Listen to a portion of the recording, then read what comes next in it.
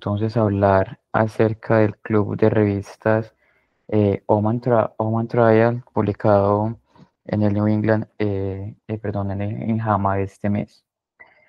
Entonces, para iniciar, este es el contenido que les propongo: hablar una introducción acerca pues, de lo que es la hipertensión arterial, hablar por qué es importante la hipertensión nocturna, cuál es la evidencia previa que tenemos a este estudio, la presentación del artículo y finalmente dar unas conclusiones. Entonces, como bien es sabido, la hipertensión arterial es uno de los principales factores de riesgo para muerte y discapacidad en todo el mundo. Se estima que la hipertensión arterial también es una de las principales enfermedades crónicas que afecta a la población mundial. Y cuando vemos entonces datos en cuanto a qué cantidad de pacientes tienen hipertensión arterial, vemos que desde el 1990 hasta el año 2019, las tasas o el número de personas con hipertensión arterial en todo el mundo se duplicaron y para esta fecha habían aproximadamente 1.3 billones de personas en todo el mundo. Es decir, en promedio, uno de cada tres, una de cada cuatro personas en el mundo va a tener hipertensión arterial. Y también es bien sabido que es un factor de riesgo tanto para enfermedad cerebrovascular hemorrágica o isquémica, enfermedad renal crónica y enfermedad coronaria. Y esto también hay que tener en cuenta que el riesgo a 10 años va a aumentar un 10%, la tasa pues, de eventos cardiovasculares fatales eh, y no fatales. Cuando entonces vemos cuál es la prevalencia de la hipertensión distribuida pues, en el mundo, datos pues, que tenemos en un periodo de 2000 y 2010, vemos entonces que cuando se ve en países de bajos o altos ingresos, también como que esta prevalencia va a variar y vemos como en países de altos ingresos tiende a haber de pronto un poco más de hipertensión arterial en comparación con países de bajos ingresos. Y también cuando vamos a ver entonces porcentajes o número de muertes atribuidas a la hipertensión arterial, eso también va a variar dependiendo de cuál es el grado de hipertensión arterial o los valores de presión arterial sistólica que se estén evaluando. Entonces vemos, por ejemplo, cómo cuando la presión arterial está por encima de 140/90, empecemos a ver que hay una mayor probabilidad de que las personas tengan ciertos eventos adversos o desenlaces como enfermedad cerebrovascular, tanto isquémica hemorrágica, alguna otra enfermedad cardiovascular y enfermedad renal crónica. Y cuando vemos entonces la distribución de la hipertensión arterial en el mundo, sobre todo pues propiamente hablando de países de América, ya sea América Latina o Norteamérica, vemos cómo la prevalencia de hipertensión arterial en estos países va a oscilar más o menos entre un 30 a un 32% de la población. Vemos también cómo en países en África esta prevalencia va a aumentar. Probablemente esto también relacionado pues, con factores propios de las personas de raza negra, que también tienen pues como otros mecanismos fisiológicos que pudieran explicar ese incremento en la prevalencia en la hipertensión arterial. Y en el de datos pues ya de Estados Unidos vemos también que a medida que incrementa la edad de las personas, esas personas van a tener un mayor riesgo de presentar hipertensión arterial. También vemos entonces lo que les venía explicando en la gráfica del mapa, cómo también dependiendo de la raza van a variar las tasas de hipertensión arterial en estas personas. Y vemos como las personas de raza negra son los que tienen una mayor prevalencia de tener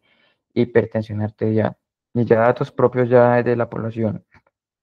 latinoamericana, vemos cómo en nuestro país esta prevalencia es muy similar a lo que encontramos en Estados Unidos, con una prevalencia aproximadamente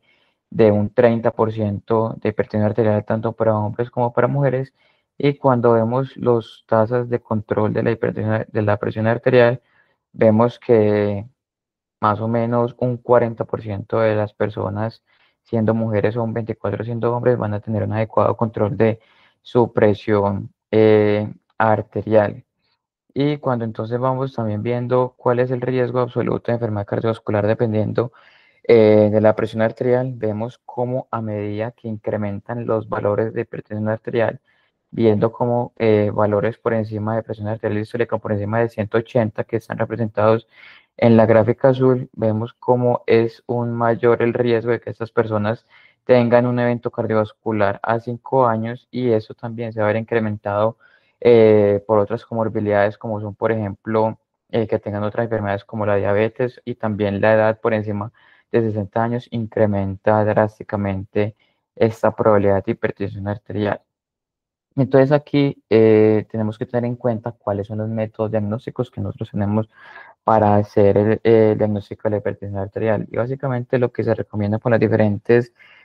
sociedades internacionales es que la medición de la presión arterial se debe hacer mediante un monitoreo ambulatorio de presión arterial.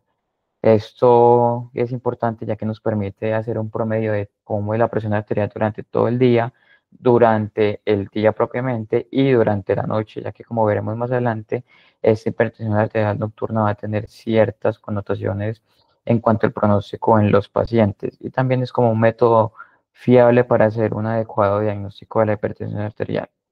Y entonces por medio del mapa podemos entonces obtener como diferentes perfiles en los pacientes.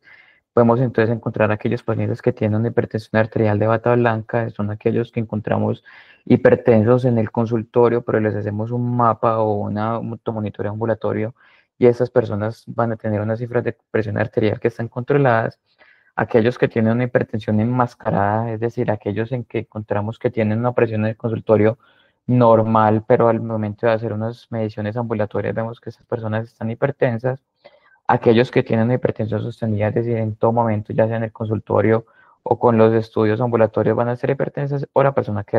verdaderamente está normotensa o con una presión adecuadamente controlada, que en todo momento vamos a encontrar las cifras de presión arterial en rangos normales. El mapa también entonces nos ayuda a evaluar cómo es el patrón circadiano de la presión arterial. Entonces, lo que fisiológicamente debería ocurrir entre las personas es que en el momento del sueño haya una caída tanto de la presión arterial sistólica como la presión arterial diastólica, y que luego pues, de que la persona se despierte, los valores de presión arterial vuelvan a estar en los valores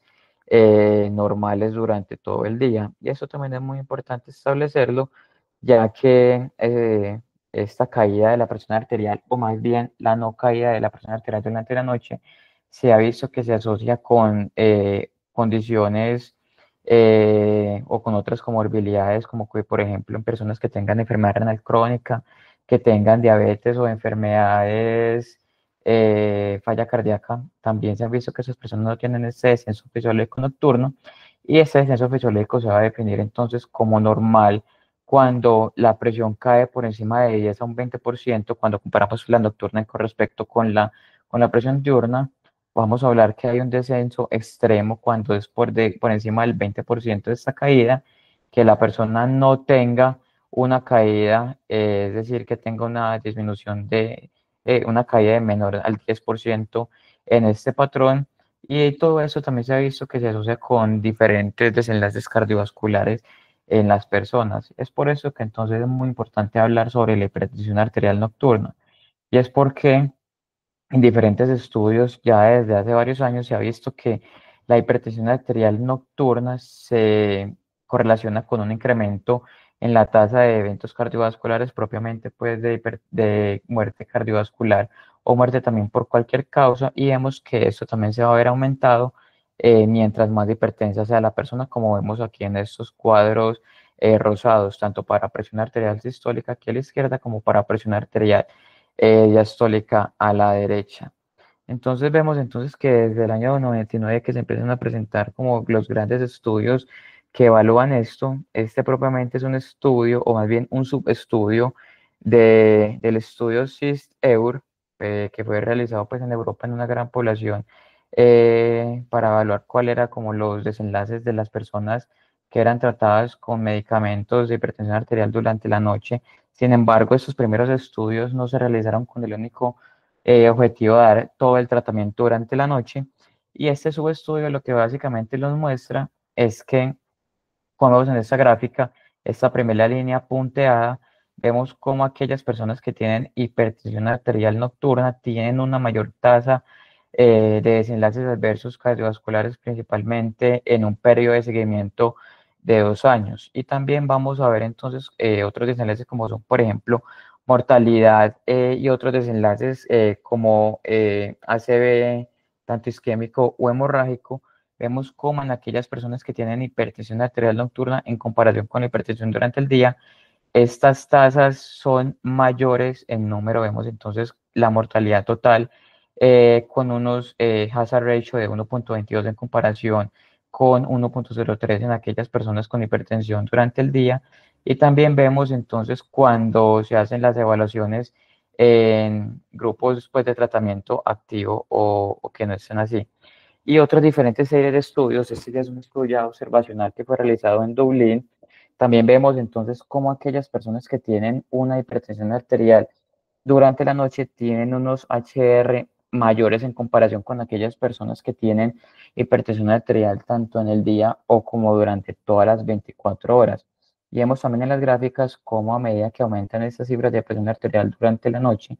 incrementa también la probabilidad de que las personas tengan desenlaces adversos cardiovasculares durante un periodo de seguimiento de ese estudio. Y aquí ya entonces empezamos a analizar el tratamiento de la hipertensión arterial durante la noche. Vemos entonces que este autor, el doctor Hermida, que es como uno de los líderes de un grupo de hipertensión arterial que busca evaluar cómo la cronoterapia en estas personas pueda tener eh, algún papel pues importante en el tratamiento. Y vemos entonces en este estudio también en personas que se les da tratamiento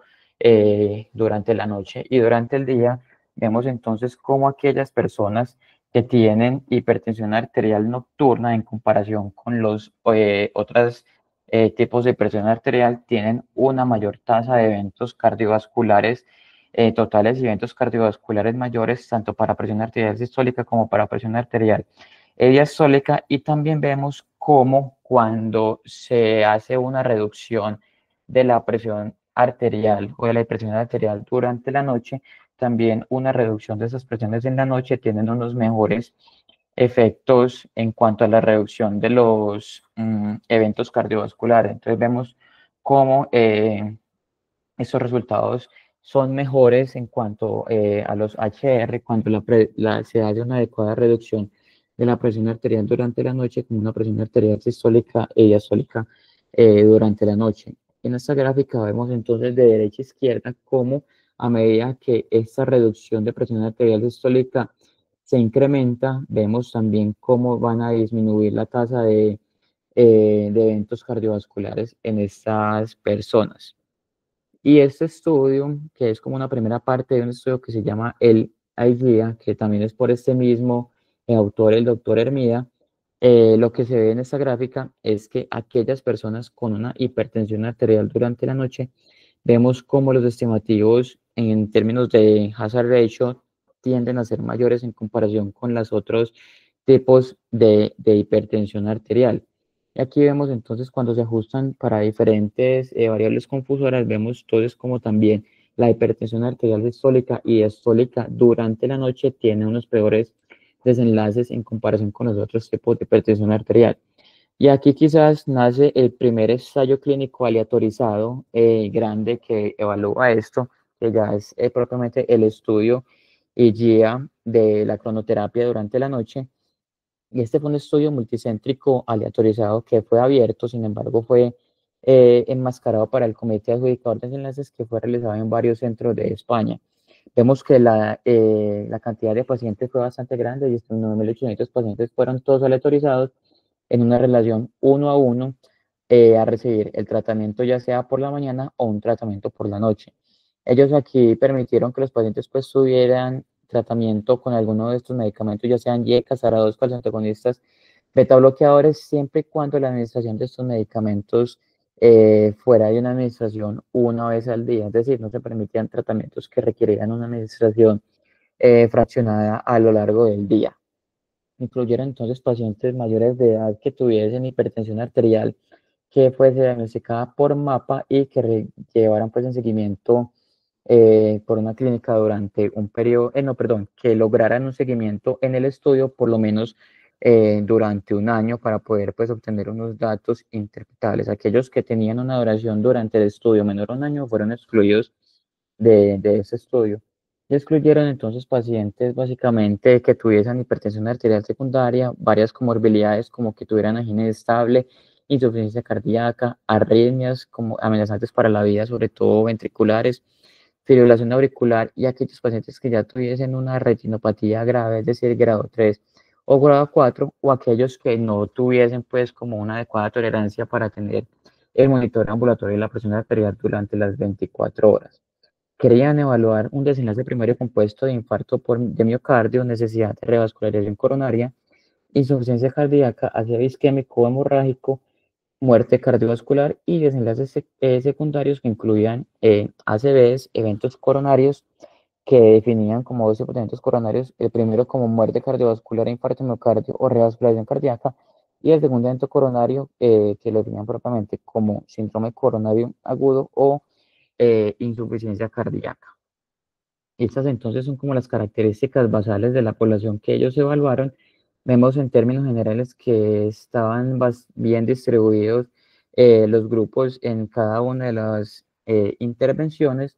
Y aquí cuando vamos a ver entonces el desenlace primario, que es este de aquí arriba, vemos entonces cómo el tratamiento durante la noche es estadísticamente significativo, favoreciendo el tratamiento en comparación con el tratamiento o la administración del medicamento durante el día, y los desenlaces secundarios como son ACVs, eventos coronarios, eventos cardíacos y otros eventos. Vemos también cómo la tasa de eventos es mucho menor cuando se daba la administración del medicamento en horas de la noche. Y en cuanto también a otros ya desenlaces, de los desenlaces secundarios, vemos también cómo la gran mayoría de esos desenlaces favorecen el tratamiento eh, durante las horas de la noche. Y estas gráficas de Kaplan-Meier vemos entonces también cómo el tratamiento al momento pues, de dormirse, vemos cómo hay una reducción estadísticamente significativa y una diferencia pues, visual también en las gráficas que se separan de una manera temprana cuando el tratamiento era dado de manera durante la noche. Aquí vemos entonces al final del estudio cuáles eran las características que se encontraron en estos pacientes. Vemos entonces aquí que el grupo principal de tratamiento de estos pacientes fue con antagonista del receptor de angiotensina 2 en un 53% en cada uno de los grupos. Y aquí también hay algo importante a resaltar, que me voy a volver un poquitico como para comparar. Vemos que al inicio el 49% en ambos grupos eran pacientes que no tenían un patrón de descensos circadiano de la presión arterial, y vemos cómo luego del tratamiento estas personas que eran tratadas durante la noche tenían un incremento pues en el patrón circadiano de la presión arterial. Este estudio quizá tuvo bastantes críticas, primero porque no se le creyeron a los resultados, se consideró que no era un ensayo clínico aleatorizado, sino que más bien ellos eligieron a los pacientes, no que los aleatorizaron. Sin embargo, pues finalmente los autores dieron respuesta a todo esto y se corroboró la veracidad de la información. Entonces, teniendo en cuenta como estas dudas con respecto a si el tratamiento servía o no servía, vemos entonces que hay un segundo gran estudio que se llama el estudio TIME. También fue un estudio aleatorizado abierto, fue multicéntrico, realizado en varios centros del Reino Unido, y al igual que el estudio previo, el de comité adjudicador de desenlaces estaba enmascarado. Vemos entonces también una población grande, 21.104 pacientes que fueron aleatorizados uno a uno a recibir el tratamiento en la mañana. A diferencia del estudio previo, no les daban como una hora exacta para que se les diera el tratamiento. Aquí el tratamiento debía ser tomado 6 a 10 de la mañana, en el grupo pues, de tratamiento de la mañana. En el grupo de la noche el tratamiento debía ser dado entre 8 a 12 de la noche. Ellos incluyeron entonces personas adultas que tuviesen hipertensión arterial y que por lo menos estuviesen tomando un tratamiento antihipertensivo. Excluyeron aquellas personas que por su trabajo requirieran realizar turnos durante la noche, ya que pues aquí se altera todo este patrón del ciclo circadiano, y aquellas personas que tuviesen tratamiento con antihipertensivos que requirieran más de una dosis durante el día. ¿Qué iban a evaluar? Entonces, un desenlace primario compuesto de muerte cardiovascular, hospitalización por infarto de miocardio o un ACV no fatal. Y en cuanto a los desenlaces secundarios, eran estos mismos primarios, más muerte por todas las causas, hospitalización o muerte por insuficiencia cardíaca. En cuanto a las características basales de ambos grupos, tampoco vemos que haya diferencias significativas en uno o en otro grupo. Y lo que vemos ya en los resultados de desenlace primario en esta gráfica de Kaplan-Meier, vemos entonces que no hay una diferencia estadísticamente significativa en cuanto a la administración del tratamiento durante la noche o en la administración del tratamiento durante el día, con un HR de 0,95 y vemos que ese HR sobrepasa la unidad. Y cuando vemos entonces otros desenlaces ya diferentes del primario, vemos entonces cómo ninguno de los diferentes desenlaces tampoco favoreció el uso del tratamiento durante la noche en comparación con el tratamiento durante la mañana. Y algo que también se preguntaban muchos autores era que probablemente dar el tratamiento durante la noche, sobre todo en personas un poco más ancianas, pudiese tener algunos efectos deleterios como que presentaran hipotensión, que eso llevara a caídas y sobre todo la nicturia. Y vemos que básicamente la diferencia que hubo fue que en aquellos pacientes que fueron llevados al tratamiento o que se les daba el tratamiento durante la noche, estas personas presentaban pues mayores tasas de nicturia. En cuanto a otros problemas o desenlaces como caídas o hipotensión durante la noche, tampoco hubo como diferencias estadísticamente significativas. Entonces hasta acá tenemos un estudio que sí demuestra que el tratamiento durante la noche sirve y otro estudio que demuestra que este tratamiento no sirve, y tenemos entonces un tercer estudio también publicado este año en JAMA, que es el estudio BEDMED. Este estudio también es un ensayo clínico aleatorizado abierto, que es multicéntrico y fue realizado en Canadá. Vemos entonces que a diferencia de los dos estudios previos, aquí la población era menor, un total de 3.357 pacientes que fueron aleatorizados a recibir el tratamiento en la mañana o recibir el tratamiento durante la noche. Incluyeron entonces pacientes mayores de 18 años hipertensos que tuviesen por lo menos un tratamiento antihipertensivo. Excluyeron aquellos que tuviesen un trabajo nocturno. Aquí excluyen también pacientes con glaucoma o aquellas personas que vivieran en algún pues, ancianato. Y excluyen pacientes con glaucoma porque lo que también se ha visto y que se registraba era que aquellas personas que tuviesen hipotensión nocturna tenían unas mayores tasas de desarrollar esta complicación del glaucoma. El desenlace primario que fueron a evaluar fue un desenlace primario de muerte por cualquier causa, hospitalización o visitas a urgencias por ACV, síndrome coronario agudo o insuficiencia cardíaca. Y en los desenlaces secundarios iban a evaluar el primario más muerte por todas las causas, hospitalización o muerte por insuficiencia cardíaca. Este estudio se detuvo prematuramente ya que durante el seguimiento se quedaron pues como sin fondos para el patrocinio de este estudio. En cuanto a características basales, no hay como diferencias estadísticamente significativas.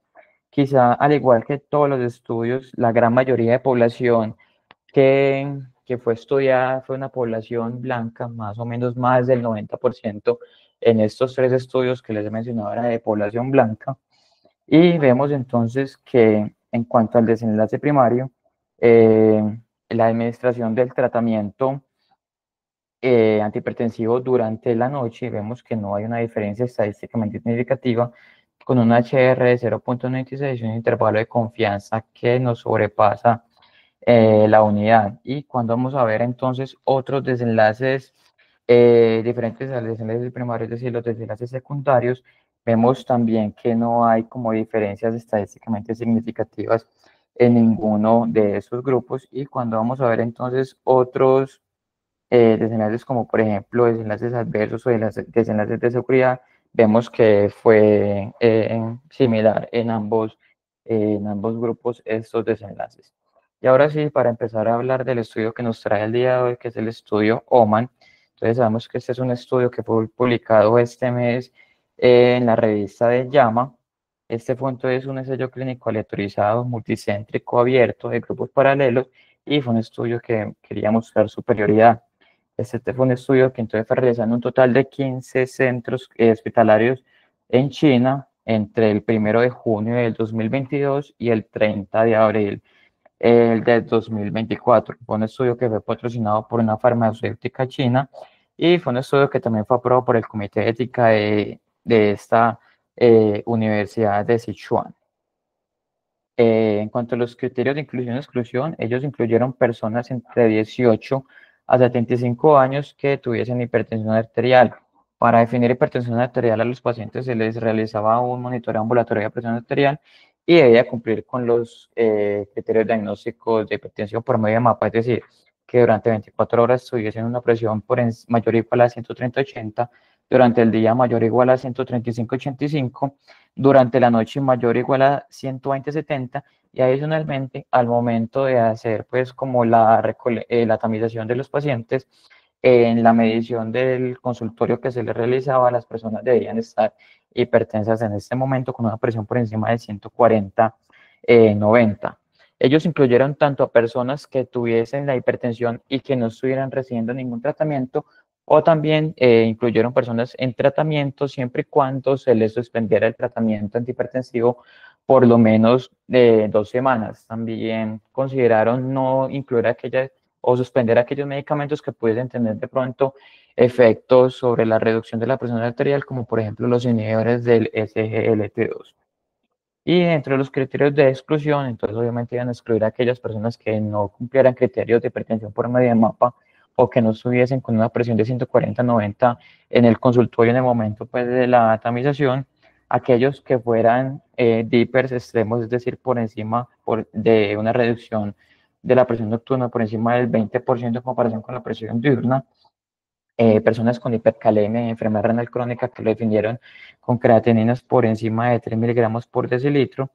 También excluyeron aquellos que tenían un tratamiento antihipertensivo basal, pero que este tratamiento fue suspendido si durante ese seguimiento de las 2 semanas estas personas desarrollaban alguna crisis hipertensiva. También los excluyeron porque requerían, pues obviamente, que se les reiniciara un tratamiento de manera urgente para evitar pues más complicaciones. Excluyeron entonces aquellos que presentaran alergias o que hubieran desarrollado angioedemas con los IECAS, ARA2 inhibidores de renina, o que fuesen alérgicos al amlodipino. Y también excluyeron pacientes que tuviesen enfermedad cardiovascular, es decir, hasta este punto eran pacientes que no tenían demostrada alguna enfermedad cardiovascular para poderlos incluir en el estudio. En cuanto a los procedimientos, ellos entonces realizaron una aleatorización en una relación 1 a 1, los aleatorizaron al grupo después de tratamiento durante la mañana, que eran aquellos que iban a recibir el tratamiento de 6 de la mañana a 10 de la mañana, y el grupo de la noche para recibir el tratamiento entre 6 de la noche y 10 de la noche. Ellos solamente utilizaron una pastilla que era una combinación de olmesartán con amlodipino, con una dosis de 20 miligramos de olmesartán y 5 miligramos de amlodipino. Ellos iban a dar este tratamiento inicial a todos los pacientes durante un periodo de 4 semanas, y luego a partir de las 4 semanas les iban a hacer un seguimiento cada 4 semanas para lograr un seguimiento total de 12 semanas, es decir, 3 meses. Y durante este seguimiento ellos les iban a hacer unos monitores ambulatorios de presión arterial y de acuerdo a eso y a la toma también de presión durante el consultorio iban a definir o no la titulación de esos medicamentos antihipertensivos. Entonces aquí en esta gráfica vemos entonces cómo es el esquema que ellos planteaban. Entonces vemos que aquí en esta menos 2 semanas es el punto en el que se empezó pues como toda la tamización de los pacientes, y a aquellos hipertensos se les quitaba el tratamiento. En el punto 0 se les hacía el monitoreo ambulatorio de presión arterial y se les tomaba por la presión en el consultorio, y durante todo ese periodo de 4 semanas se les iba a administrar una tableta de olmesartán 20 miligramos con amlodipino de 5 miligramos. A las 4 semanas les iban a volver a repetir el mapa y se les iba a tomar nuevamente la presión arterial durante el consultorio y allí iban a ver entonces varias cosas, que las personas tuviesen hipertensión arterial controlada o que no tuviesen de pronto una hipertensión arterial de bata blanca. Esto lo podían saber porque se les realizaba pues la toma del mapa. Si la persona estaba controlada o tenía hipertensión de bata blanca, se continuaba el tratamiento igual con una sola tableta del antihipertensivo. En cambio, en aquellas personas que tenían una hipertensión no controlada sostenida, que es este SUVH, o en aquellas personas que tenían una hipertensión enmascarada, les iban a aumentar la dosis del medicamento y les iban a dar 1.5 tabletas. Luego, a las 4 semanas, se les iba a tomar nuevamente la presión y iban a ver si estaban o no controlados. Definían que estaban controlados si estaba por debajo de 140-90 y de acuerdo a eso definía si requerían o no más ajustes. Si no estaban controlados, les iban a aumentar otra media tableta para que en total recibieran 2 tabletas hasta que se les hiciera pues hasta que se acabara el seguimiento que era a las 12 semanas. Los mapas que ellos tomaban entonces fueron al principio, a las 4 semanas y al final, y esos mapas iban a hacer una medición automática de presión arterial cada 20 minutos, desde las 6 de la mañana hasta las 10 de la noche, y en la noche, desde las 10 hasta las 6 de la mañana, una medición de la presión arterial en un intervalos de cada 30 minutos. Los desenlaces que ellos iban a evaluar, entonces un desenlace primario que era que lo que querían ver era básicamente la diferencia en el cambio de la presión arterial sistólica nocturna desde el inicio hasta las 12 semanas. Es decir, no era un desenlace clínico duro, sino más bien desenlace subrogado. Y en cuanto a los desenlaces secundarios, querían ver cuál era la reducción de la presión arterial diastólica en la noche, cuál era esta reducción entre presión arterial sistólica y diastólica en el periodo de 24 horas, durante el día, durante la mañana y durante el consultorio, cuáles eran las tasas de control de la presión arterial medidas por mapa y en el consultorio, cuál era el porcentaje de pacientes que presentaba una disminución inferior al 10% de la presión arterial nocturna, es decir, pacientes que fueran DIPER, cuál era la reducción de las cargas de la presión arterial y cuál era la tasa de respuesta al tratamiento. Ellos definían respuesta como que la presión arterial sistólica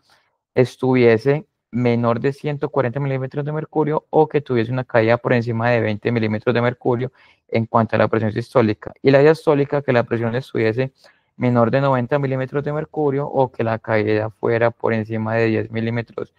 de mercurio. Y también querían evaluar cuál era la proporción de pacientes que requirieran un tratamiento antihipertensivo más intensivo. En cuanto al tamaño de muestra, ellos hicieron obviamente el tamaño de muestra basado en este desenlace primario. Ellos por medio de una reducción, ellos trataron de detectar una reducción estadística de la presión arterial de 3 milímetros de mercurio y se asumió que para una desviación estándar de 12 milímetros de mercurio y para una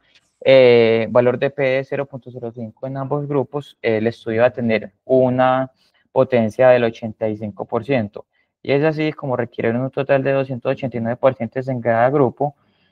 suponiendo que iban a abandonar o que iban a tener pues unas tasas de abandono del 20%, por lo cual la tasa se ajustó a un total de 720 pacientes.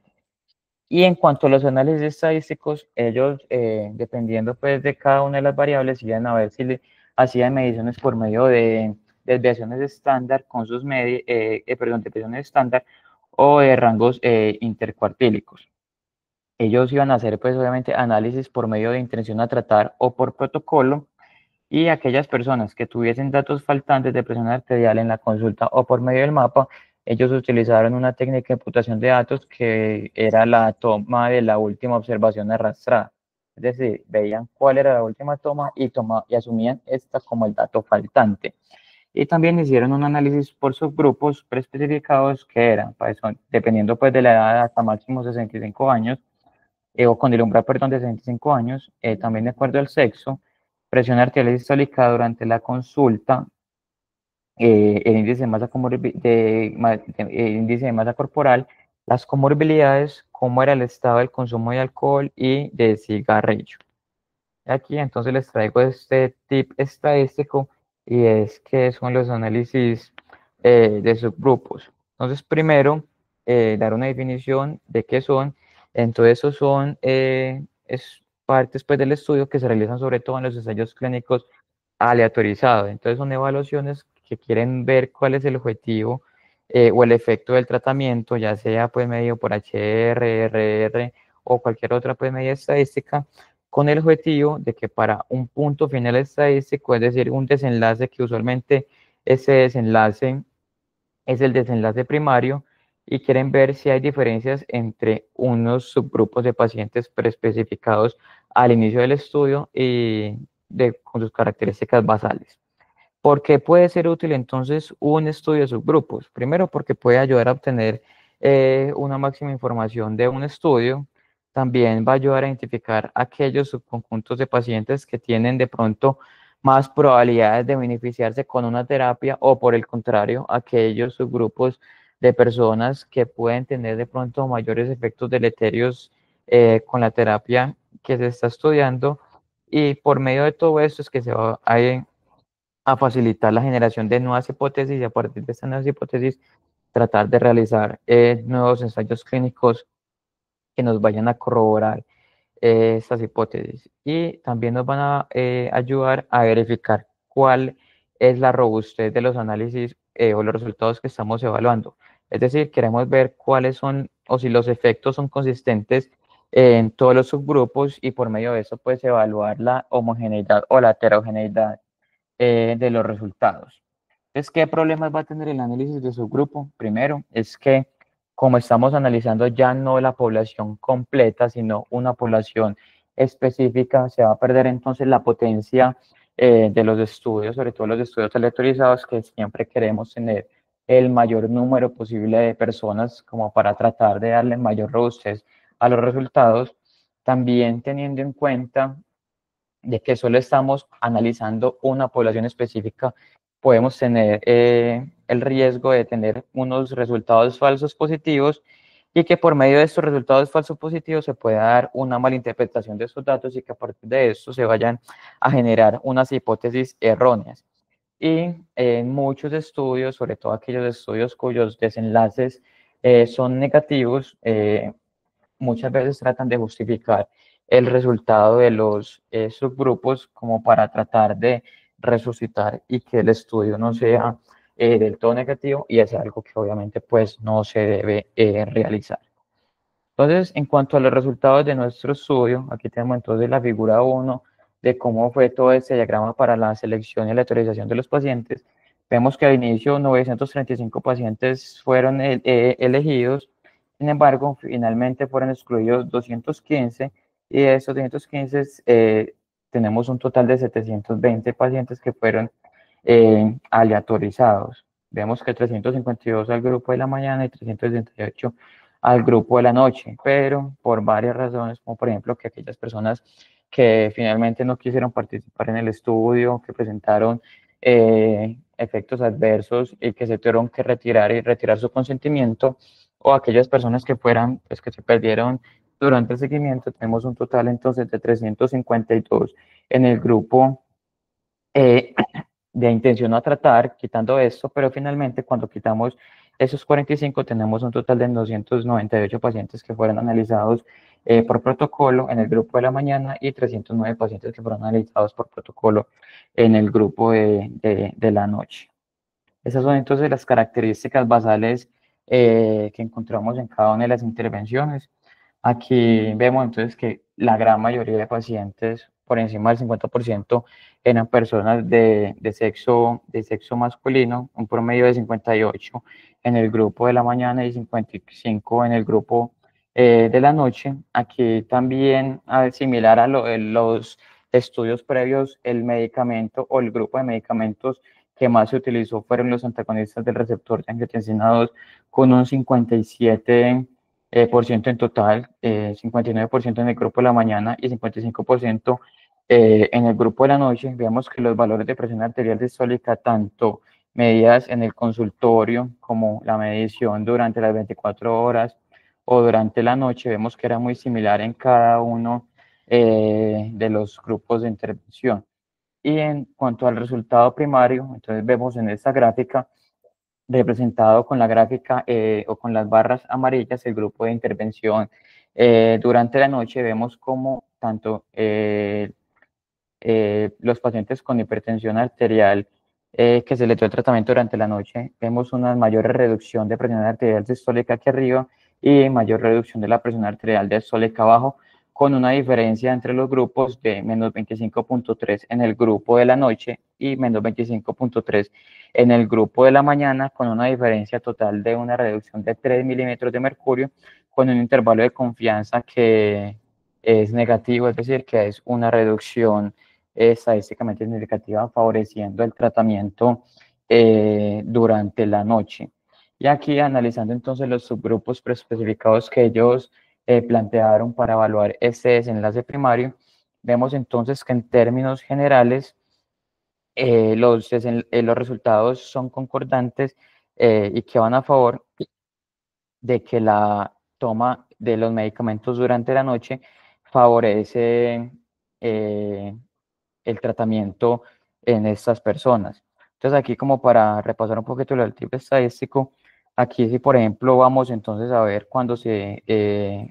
divide por edad menos de 65 años y mayor de 65 años, el hecho de que por ejemplo este estimativo haya sobrepasado la línea del cero en ese resultado no quiere decir que en el grupo de menores de 65 años no se vaya a dar el tratamiento y que solo lo vayamos a dar en el grupo mayor de 65 años, porque ya sabemos que el objetivo del estudio no era, primero que todo, evaluar en este subgrupo en específico, sino que probablemente a partir de eso se deberían hacer nuevos estudios para tratar de verificar una hipótesis. Pero en términos generales vemos entonces que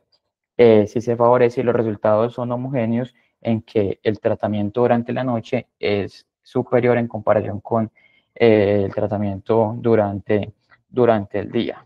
Y en cuanto a otros desenlaces, de los desenlaces secundarios, vemos entonces aquí cómo es el control o las tasas de control ambulatorio que se medían al final de las 12 semanas de seguimiento y vemos que fue estadísticamente significativo para la reducción de la presión arterial sistólica medida en el consultorio, tanto como la presión arterial sistólica medida mediante mapa en durante la noche, favoreciendo el tratamiento también antihipertensivo durante la noche. Y en cuanto a efectos adversos, vemos que prácticamente no hay como mayores diferencias en ninguno de estos. Quizás aquellas personas que se les daba el tratamiento durante la noche tenían presiones menores de 160 a 100 durante la noche. Sin embargo, cuando se fueron a evaluar si estas presiones eran ya muy bajas por debajo de 90-50, vemos que no hubo una diferencia en ninguno de los dos grupos. Y en cuanto a la tasa, pues, o el miedo de que presentaran hipotensión durante la noche, que puede presentar mayor riesgo de presentar glaucoma a estas personas, vemos entonces que no hubo ninguna tasa de reporte de glaucoma en ninguno de los grupos. En cuanto a fortalezas que describen los autores del estudio, y es que ellos dicen que determinaron de manera precisa los valores de la presión arterial por medio del monitoreo ambulatorio de presión arterial, también que hicieron un ajuste de las dosis basados en los resultados del mapa y también en los resultados de la toma de presión arterial en la consulta, y que usaron una medicación combinada en una sola pastilla como para mejorar la adherencia también del tratamiento. En cuanto a limitaciones, es una población de un estudio limitada. Vemos que a diferencia de los diferentes estudios que en promedio tenían 20.000 pacientes, aquí la tasa o el número de pacientes fue muchísimo inferior, y además que fue únicamente realizado en un solo país, que era China.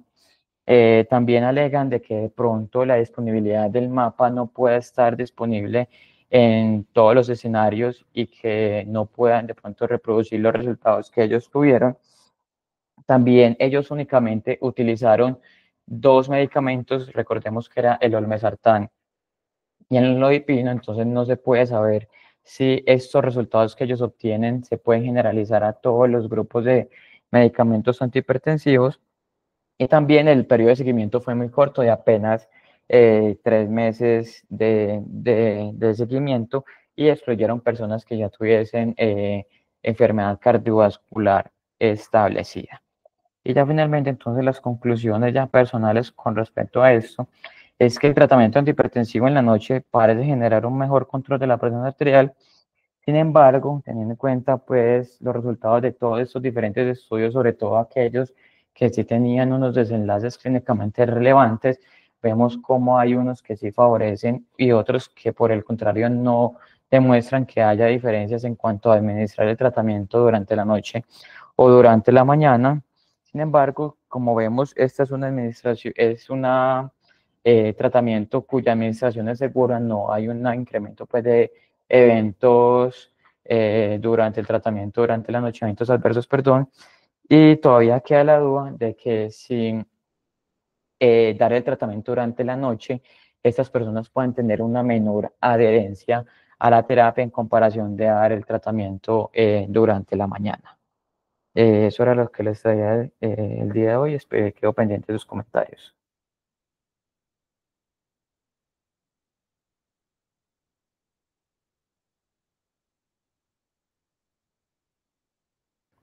Alejandro tiene la mano levantada y después leía.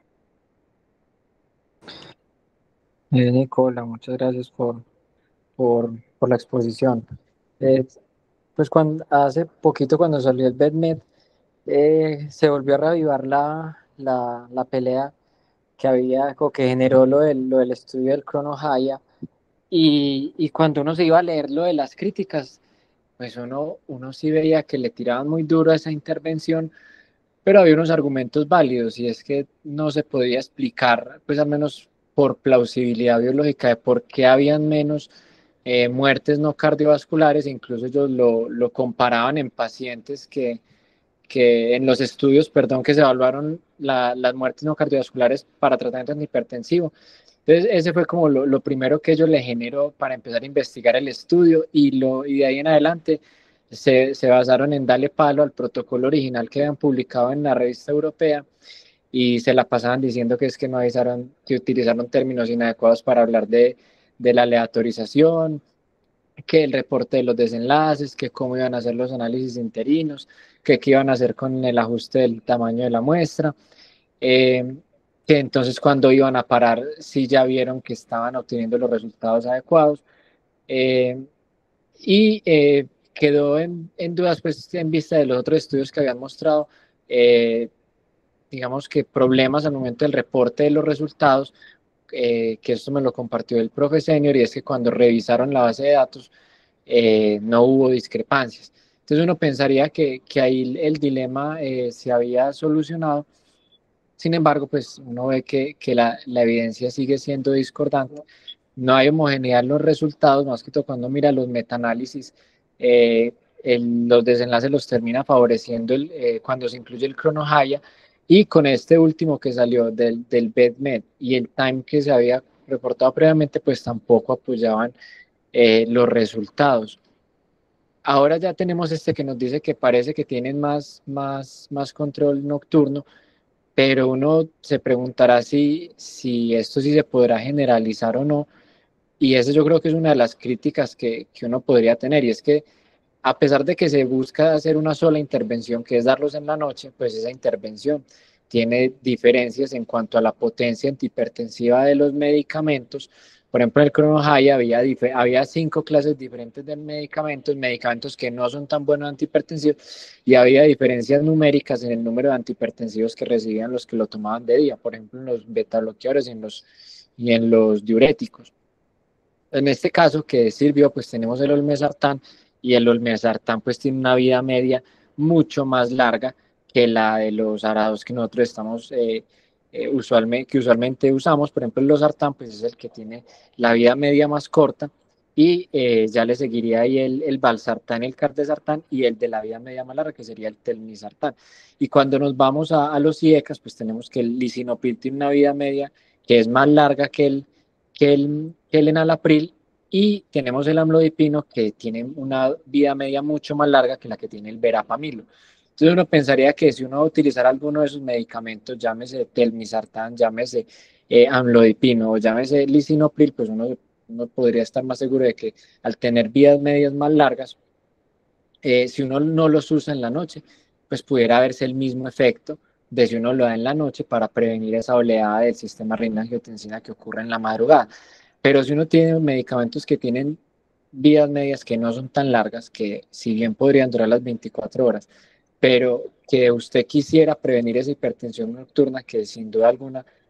parece que se traduce en peores desenlaces, pues uno optaría en darlos en la noche. Sería como la apreciación, no sé ustedes qué opinan. Sí, pues de acuerdo con todo eso que decís. Y con respecto a eso, pues de la activación del sistema renina-angiotensina y aldosterona durante la madrugada,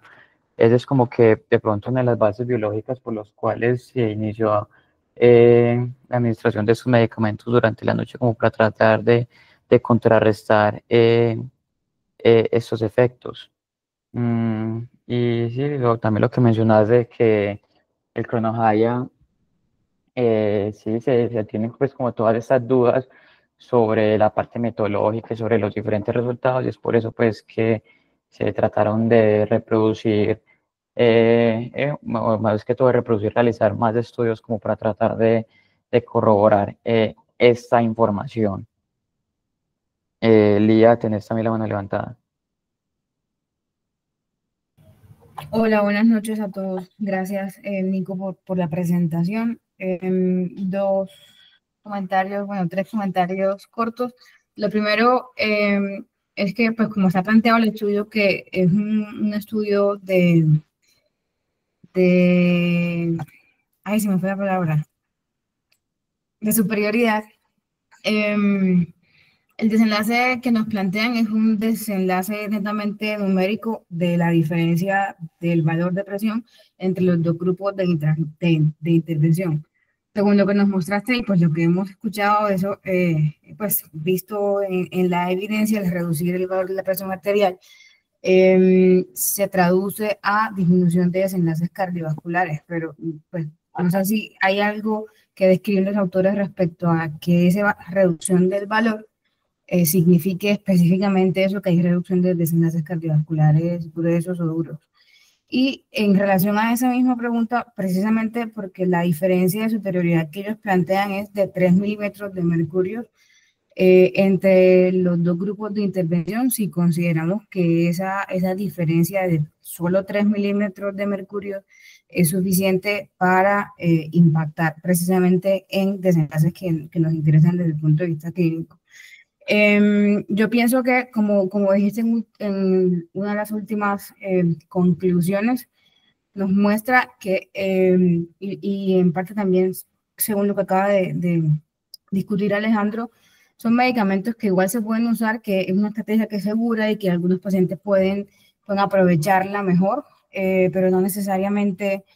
la veo como de cambio de práctica clínica. No sé qué piensan al respecto. Básicamente eso. Bueno, con respecto a esa primera parte, ellos ahí no mencionan absolutamente nada de que si esta reducción de la presión arterial tenga mejores beneficios para desenlaces cardiovasculares, entre otros. No hacen nada de ninguna alusión, únicamente lo que dicen es que sí, le bajamos más la presión. Y eso que vos decís de que si 3 milímetros de mercurio es algo que sea significativo, yo la verdad considero que pues eso no es significativo. Si vemos en la tabla de las características basales, el promedio de la presión arterial durante las 24 horas en cada uno de los grupos era de 150, es decir, que un grupo baje a 150, de 150 a 147 y que el otro pues no baje nada, eso no es algo que sea únicamente significativo. Sí, también deja mucho que lamentar que únicamente se hayan utilizado dos medicamentos, que no se haya pues tenido como la probabilidad de tener un mayor número de grupos de fármacos para ver cuál es la diferencia entre uno o el otro con respecto a la potencia antihipertensiva de esos fármacos. Una pregunta adicional, pues que voy a repetir la pregunta que hice en el en el club del libro de hipertensión. Si contemplaron en el análisis de sus grupos esos pacientes que hacen no dipping en el mapa, cómo se comportó el tratamiento nocturno versus el tratamiento durante el día. No sé si lo contemplaron.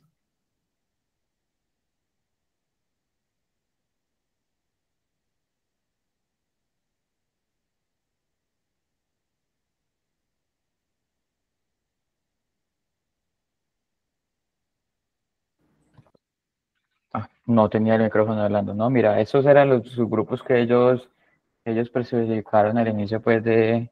los análisis y vemos que no pues está metido nada de eso, si eran viper o no viper las personas. Gracias, gracias.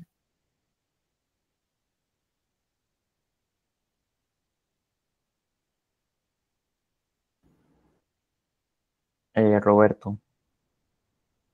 Nico, muchas gracias por la presentación. Una pregunta. Con lo que tú acabas de presentar, ¿tú crees que todavía queda alguna pregunta por responder? Y si la respuesta es afirmativa, ¿cómo buscamos el desempate? Así realmente todavía con lo que hemos dicho, si la plausibilidad biológica, las vidas medias, la evidencia que has presentado, la reducción, los desenlaces que evaluaron en los estudios, todavía hay preguntas por responder y ¿qué crees que o cómo crees que podamos responder la pregunta? Simplemente pues no hay nada más que preguntarnos. Bueno, con respecto a eso, aquí como va a hacer una aclaración con respecto al estudio del Chronotherapy y GIA, es que aquí ellos, a diferencia de todos los otros estudios, las mediciones del mapa eran realizadas durante 48 horas, a diferencia pues, de lo usual de que durante 24 horas, entonces se tiene pues como una mayor cantidad de mediciones para determinar si verdaderamente los efectos sí son como se dicen y no solamente pues en un periodo reducido de 24 horas. Esto considero pues que sí le da como más validez a esto. Este mismo grupo de estos autores, de estos españoles, ellos previamente ya habían hecho unos estudios de menor tamaño que también demostraban todo esto, y es por eso que se animaron como a hacer esta tamaño, esta grande de 19.000 pacientes. Pues sabemos obviamente que no todos los estudios son perfectos, que cada uno puede tener sus falencias, pero yo creo que uno analizando pues todos esos datos, sí podría tener cabida en que uno pueda considerar esto. Obviamente tenemos dos grandes estudios, uno dice que sí, otro dice que no, y lo más salomónico para hacer el desempate es hacer otro gran estudio también con bastantes pacientes y ojalá pues que sea algo ya internacional, que se trate de incluir varias razas para evaluar si hay o no diferencias en cuanto a estos desenlaces.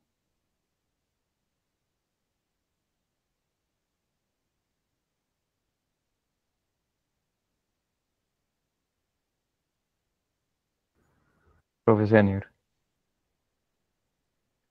Hola, buenas noches. Muy buena la revisión que hiciste de los estudios previos porque sigue la discusión en cuanto al tema, ¿cierto? Lo que pasa es que yo creo que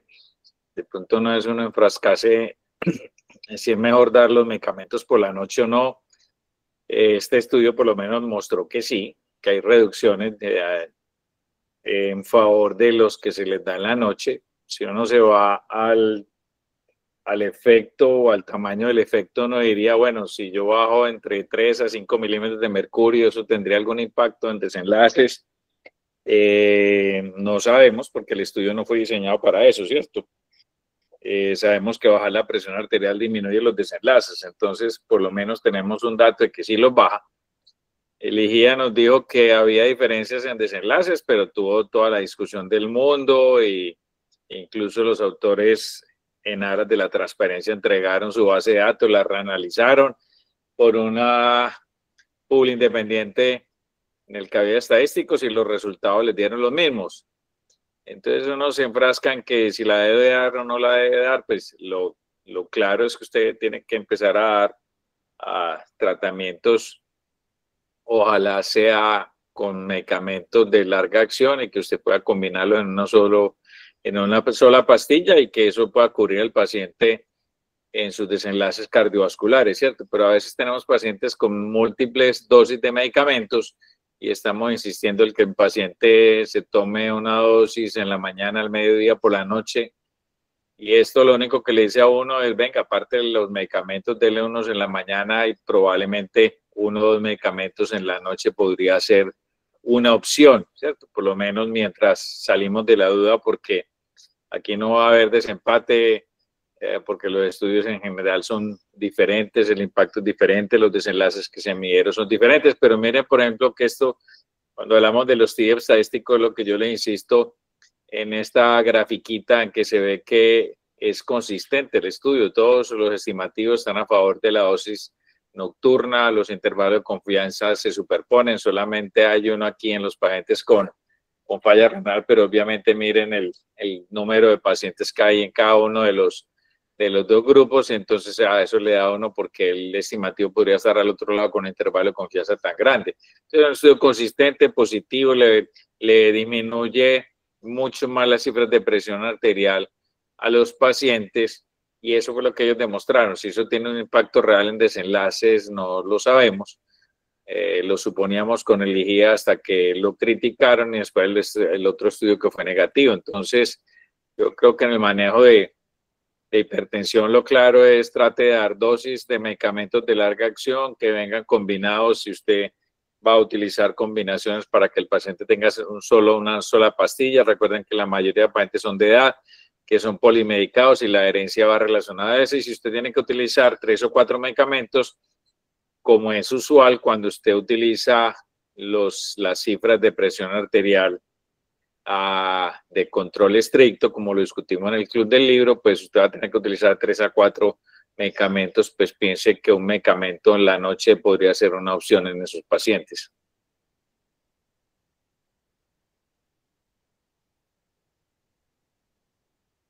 Gracias, profe. No sé si alguien más de la audiencia tenga algún comentario.